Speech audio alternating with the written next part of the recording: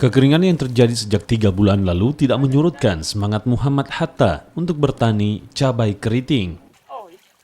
Setiap hari ia menimba air dari kolam terpal kemudian dibawa menggunakan ember dengan cara dipikul ke lahan pertanian cabai miliknya yang terletak di Dusun Lengkese, Desa Bongki Lengkese, Kecamatan Sinjai Timur, Kabupaten Sinjai.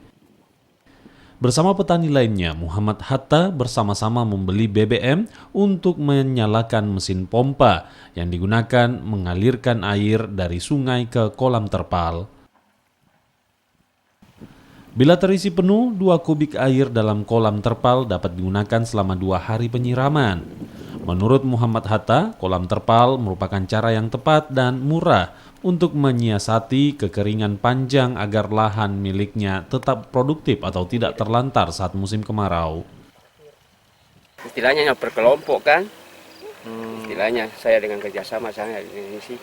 Jadi satu kolam terpal itu untuk berapa peta begitu ya? Ya, 3 peta, 4 peta.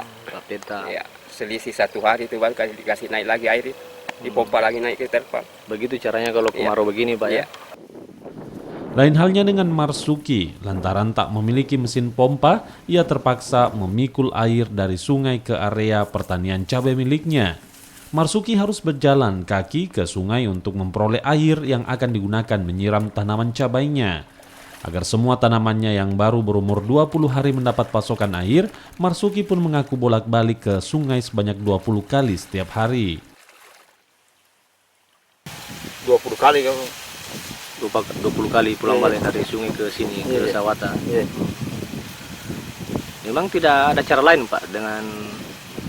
Ada ini pakai mesin tapi tidak ada biaya jadi. Desa Bongki Lengkese merupakan salah satu sentra pertanian cabai keriting di Kabupaten Sinjai. Petani berharap tanaman cabai mereka dapat tumbuh normal hingga memasuki masa panen 3 bulan mendatang. Harga cabai pun diharapkan tidak turun lagi, mengingat saat musim panen tahun 2018 lalu, cabai keriting di tingkat petani harganya anjlok hingga Rp3.000 per kilogram. Muhammad Salih, Kompas TV Sinjai, Sulawesi Selatan.